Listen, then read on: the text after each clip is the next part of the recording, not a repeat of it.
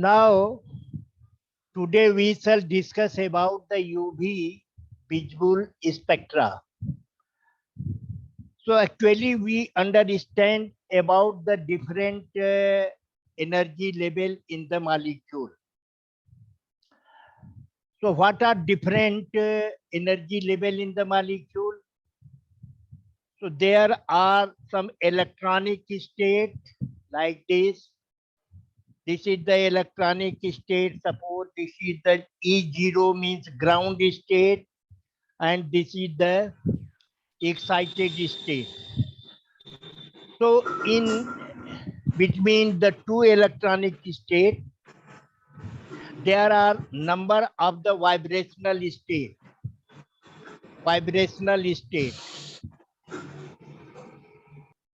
And each vibrational state is consist of number of the rotational state.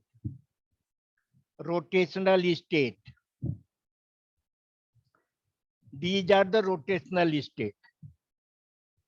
तो ये कह रहा है कि जब मॉलिक्यूल इलेक्ट्रोमैग्नेटिक रेडिएशन एब्जॉर्ब करेगा तो क्या होगा? तो how many types of the transitions are possible? तो कहता है कि ये जो रोटेशनल स्टेट है इसको हम दिखाते हैं J इक्वल टू 0. ये रोटेशनल क्वांटम नंबर है. J बराबर 1, J बराबर 2, J बराबर 3, like this. And vibrational states are represented by vibrational quantum number V equal to 0, V equal to 1, V equal to 2, V equal to 3, V equal to 4, like this. तो molecule में vibration rotation होते हैं जिनके कारण ये energy level इनका होता है. अब जिस रेंज की लाइट एब्जॉर्ब होगी उसी प्रकार से इलेक्ट्रॉन का ट्रांजिशन होगा. तो कहता है कि ट्रांजिशन जो है किनमें होगा. तो in case of molecule there are different molecular orbitals. तो इलेक्ट्रॉन का ट्रांजिशन होगा मॉलिक्यूलर ऑर्बिटल्स में. So in case of UV spectra, we are not going to consider the rotation transition and vibration transition. No, we are not going to consider rotational spectra and vibrational spectra because the molecule, they are excited from lower to higher in different molecular orbitals. So how many types of the molecular orbitals we know? We know there are bonding, anti-bonding molecular orbitals. So these are the different molecular orbitals. Sigma, sigma star. This is the bonding and this is the anti-bonding of this molecular orbital. Similarly, pi and pi star. This is the bonding molecular orbital and this is the anti-bonding molecular orbital. And apart from these two bonding and anti-bonding molecular orbital, we also have non-bonding N, that is the non-bonding energy level, non-bonding energy level. So just see how we can show different molecular orbitals. Just see here, this is the sigma molecular orbital, this is the pi molecular orbital, this is the pi n non-bonding energy level, and this is the pi star, and this is the sigma star. So these are the molecular orbitals. तो कहता है कि UV reason और visible region की wavelength क्या है, पहली बात तो यही आती है। तो कहता है कि अगर ये जो रेंज है A180 nm, यहां लिख दें, yes, one UV reason,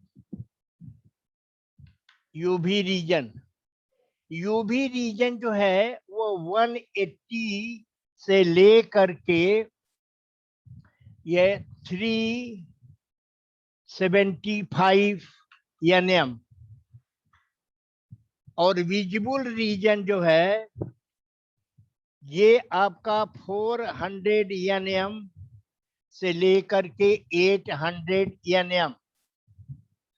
So you can say this spectra will be observed from 180 nm से लेकर के 800 nm. अब इसके बीच में ही कोई वेवलेंथ हो सकती है। तो पहली बात आपको ये जानना पड़ेगा कि अल्ट्रावायलेट जो रेडिएशन है, इस अल्ट्रावायलेट रेडिएशन में वेवलेंथ, जो इलेक्ट्रोमैग्नेटिक रेडिएशन है उसकी वेवलेंथ कहाँ लाई करेगी। तो अल्ट्रावायलेट विजिबल स्पेक्ट्रा में ये जो रेंज है, इसी रेंज की वेवलेंथ एब्जॉर्ब होगी, दूसरी वेवलेंथ एब्जॉर्ब नहीं होगी। तो पहली बात तो यह है, आपसे पूछा जा सकता है, कई वेवलेंथ देगा कि what is the range of UV visible spectra, कुछ दे देगा, जैसे दे सकता है कि the range is from 0.8 to 500 nm। Suppose करिए कि आपको क्वेश्चन दे रहा है कि UV region, UV visible reason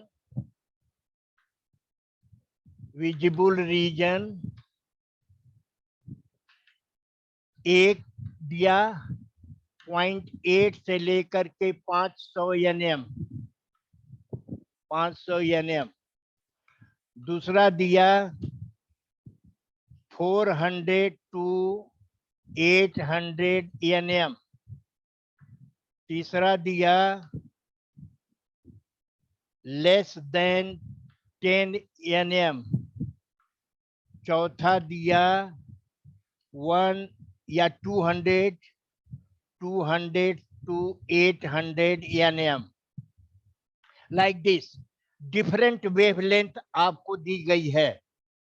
तो इस वेवलेंथ में आपको अगर ज्ञात रहेगा तो आप कर सकते हो। कभी हमने एक क्वेश्चन देखा था कि यह 200 800 के बजाय यह पूछ दिया था 370 to 750 nm। तो कहता है इस वेवलेंथ में ये भिन्न भिन्न वेवलेंथ दी है, तो आपको पूछेगा कि what is the UV visible range of the electromagnetic radiation. Electromagnetic radiation को कभी लिखेगा इलेक्ट्रोमैग्नेटिक रेडिएशन, EMR लिख देगा, तो घबराइएगा मत, इसका मतलब होता है electromagnetic radiation. So among all these options, you can say this one is correct, means fourth option is correct। 200 से 800 के बीच में ये जो रेंज है, यह रेंज आपका यूवी विजिबल रेंज है, जिसमें कि आपको स्पेक्ट्रा मिलता है। दूसरी बात कहता है कि क्या ये जो सोर्स है, किस सोर्स से जो लाइट आपको मिलती है, वो लाइट यूवी रीजन की वेवलेंथ पैदा करती है। जैसे कि आपको तो सनलाइट भी है, इलेक्ट्रोमैग्नेटिक रेडिएशन, इसके अलावा हाइड्रोजन डिस्चार्ज लैंप होती है जिससे कि आपको मिलती है। इसके अलावा टंगस्टन लैंप आप जानते हो, टंगस्टन लैंप जानते हैं, बल्ब जानते हैं, टंगस्टन का बल्ब जानते हैं आप लोग? हेलो? Yes sir. हाँ, पहले चलता था, अब तो एलईडी आ गया। तो टंगस्टन बल्ब का क्या मतलब था? 2 इलेक्ट्रोड में टंगस्टन का कॉइल जोड़ देते थे, तो वो टंगस्टन का कॉइल जो है वो रेजिस्टेंस पैदा करता था, हीट होता था, फिर वो हीट एनर्जी लाइट एनर्जी में कन्वर्ट हो जाती है। तो टंगस्टन के बल्ब से जो वेवलेंथ निकलती है वह विजिबल स्पेक्ट्रा देती है, और जो हाइड्रोजन वेपर की लैंप होती है वो यूवी रीजन की वेवलेंथ देती है। तो आप दोनों का इस्तेमाल कर सकते हैं। तो ये यूवी विजुअल के लिए आप टंगस्टन का इस्तेमाल कर सकते हो। तो ये सोर्स कौन सा सोर्स है जिसका कि हम यूवी विजुअल स्पेक्ट्रा के अंदर करते हैं? तो ये भी आपको जानना चाहिए। इसके अलावा कहता है कि ये जो यूवी विजुअल रीजन है इसके अंदर विभिन्न प्रकार के जो इलेक्ट्रॉनिक ट्रांजिशन होते हैं, इन इलेक्ट्रॉनिक ट्रांजिशन में कौन कौन से टाइप के ट्रांजिशन होते हैं? तो कहता है कि one transition is from sigma to sigma star, ये है sigma to sigma star transition. इसके बाद दूसरा ट्रांजिशन है pi to pi star transition, here it is the pi star. और थर्ड क्या है? N to pi star. और फोर्थ क्या है? N to sigma star. आप बता सकते हो कि आपको अगर कई ऑप्शन दिया जाए कि सपोज करिए एक ऑप्शन है सिग्मा टू सिग्मा स्टार, दूसरा ऑप्शन है pi to pi star, pi star, pi to pi star, तीसरा ऑप्शन है एन टू पाई स्टार, और चौथा ऑप्शन है आपका एन टू सिग्मा स्टार। ये 4 ऑप्शन दे करके ये पूछ रहा है कि किस ट्रांजिशन में ब्लू शिफ्ट होगी, किस ट्रांजिशन में ब्लू शिफ्ट होगी। ये जितना ट्रांजिशन आप देख रहे हो ना, हेलो हेलो हेलो, ये ट्रांजिशन आप दिखाई दे रहा है, तो जिसमें सबसे कम एनर्जी होगी, तो सबसे ज्यादा एनर्जी यहाँ लगती है, उससे कम एनर्जी आप देखो सिग्मा टू सिग्मा स्टार में सबसे ज्यादा एनर्जी लगती है। इसके बाद ये पाई टू पाई स्टार है, पाई टू पाई स्टार का ट्रांजिशन है, और यह एन टू पाई स्टार का ट्रांजिशन है, और ये पाई टू सिग्मा स्टार का ट्रांजिशन है।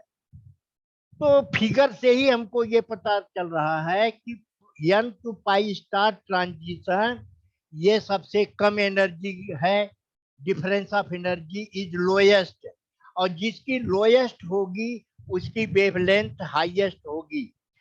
तो कम वेवलेंथ से ज्यादा वेवलेंथ की तरफ अगर शिफ्ट होता है स्पेक्ट्रा, तो इसको क्या कहते हैं? इसको कहेंगे आप बाथोक्रोमिक शिफ्ट या रेड शिफ्ट। तो यहाँ तो हो गया रेड शिफ्ट। और फिर कहता है कि ये क्या है, इसमें एनर्जी बहुत ज्यादा है। तो बहुत ज्यादा एनर्जी जब होगा तो क्या होगा? छोटी वेवलेंथ की एनर्जी ज्यादा होती है, because energy is proportional to 1 upon lambda.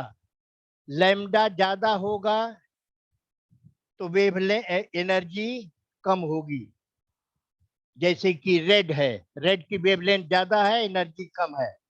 लेकिन वायलेट की वेवलेंथ अगर है, वायलेट की देखें तो वायलेट की वेवलेंथ कम है तो एनर्जी ज्यादा है।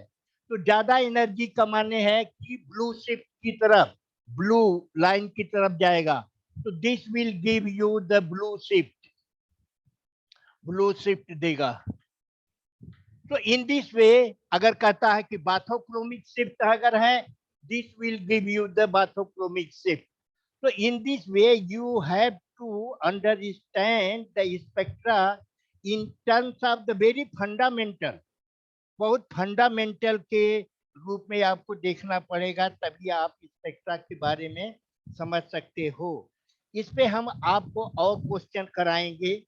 जैसे एक एग्जांपल आपको हम दे रहे हैं, कहता है कि पहले भी आपको बताया जा चुका है कि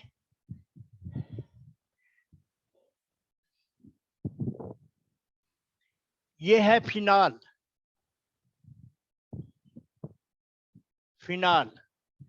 like this, and this is the phenolate ion. This is the phenolate ion. This is the phenolate ion. Phenolate ion. And this is the phenol. इसके अंदर आप क्या बता सकते हैं कि फिनॉल से फिनोलेट होगा तो कौन सा शिफ्ट होगा? आप आराम से बता सकते हो कि जितना ही ज्यादा ये जो लोन पेयर ऑफ इलेक्ट्रॉन इसके साथ कॉन्जुगेशन में पार्टिसिपेट करेगा, उतना ही वेवलेंथ ज्यादा होगी। फिनॉल का जो ये लोन पेयर ऑक्सीजन का है, ये उतना इसके अंदर कॉन्जुगेट करने के लिए अवेलेबल नहीं है। But here electrons are very easily, it can conjugate with the pi electron of the benzene, and therefore this phenolate gives red shift देगा। तो इन दिस वे कई आपको जो है अल्टरनेट दिए रहेंगे कि आप इसको बताइए। तो फंडामेंटल अगर आप जानेंगे तभी आप कर सकते हैं, अन्यथा आप नहीं कर सकते हो। तो in this way we can, जैसे आपको एक क्वेश्चन हम बता रहे हैं कि which of the following statement is correct. पहला एम फार, आप ये सवाल समझिए, which of following statement is correct for phenol and phenolate। Phenol और फिनोलेट के लिए कौन सा स्टेटमेंट करेक्ट है? पहला स्टेटमेंट कहता है कि phenol absorb more phenol show more absorption than phenoxide। तो this is the phenoxide, phenolate ion को फिनोक्साइड आयन कहते हैं। दूसरा है कि phenol show less absorption than phenoxide. Phenol has equal absorption as phenoxide. Phenol show absorption but phenoxide does not. ये आपको इतने ऑप्शन दिए गए हैं, इन ऑप्शन में आपको बताना पड़ेगा कि फिनॉल मोर एब्जॉर्प्शन शो करता है फिनोक्साइड से, या फिनॉल लेस एब्जॉर्प्शन शो करता है फिनोक्साइड से, फिनॉल इक्वल करता है फिनोक्साइड से, या दोनों का एब्जॉर्प्शन नहीं होता है। तो आपको बड़े आराम से आप बता सकते हैं कि फिनोक्साइड ये ज्यादा एब्जॉर्प्शन करेगा। तो ज्यादा एब्जॉर्प्शन करेगा, इसका मतलब क्या हुआ कि आपका जो ये स्टेटमेंट है कि phenol show less absorption than phenoxide ion. तो इन दिस वे आप ये बात बता सकते हो। दूसरा, एक इसी पर एक सवाल और आपको हम बताना चाहेंगे कि पीएच के इंक्रीज करने पे फिनाल क्या बताता है? पीएच सॉल्यूशन का पीएच अगर बढ़ा दिया जाए तो फिनाल में कौन सा चेंज दिखेगा? बाथोक्रोमिक शिफ्ट होगा, या हिप्सोक्रोमिक शिफ्ट होगा, या ब्लू शिफ्ट होगा, या रेड शिफ्ट होगा? आप जरा सा सोचिए। पीएच बढ़ाने का मतलब है अल्कलाइन।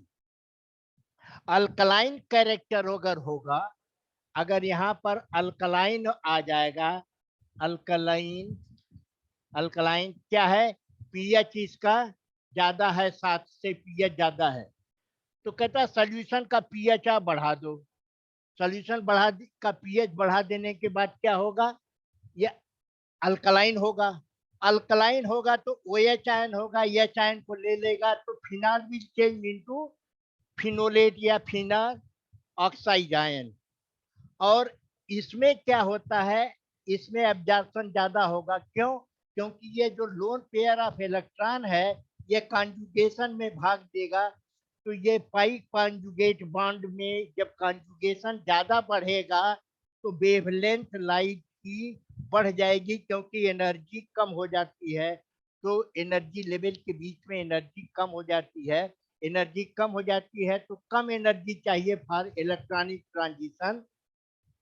तो यू कैन से एनर्जी कम हो गई तो वेवलेंथ ज्यादा हो गई। इसका माने कि अल्कलाइन मीडियम पीएच का मान बढ़ाने से एब्जॉर्प्शन ज्यादा होगा या कम? तो कहता है कि एब्जॉर्प्शन ज्यादा होगा, माने बाथोक्रोमिक शिफ्ट होगा। बाथोक्रोमिक शिफ्ट को ही हम रेड शिफ्ट कहते हैं, और हिप्सोक्रोमिक शिफ्ट को हम ब्लू शिफ्ट कहते हैं। तो इन चीजों का अगर आप ध्यान रखोगे तो बहुत आराम से क्वेश्चन का जवाब दे सकते हो। आप भूल जाइए कि आपको सीधे सवाल आएंगे और आप याद करके जाएंगे, वहां लिख देंगे। नो, आपको कंसेप्ट जो भी चैप्टर आप पढ़िए, छोटी बात से लेकर के बड़ी बात तक, आप सोचिए कि ऐसा क्यों होता है जो हम पढ़े हैं इलेक्ट्रॉनिक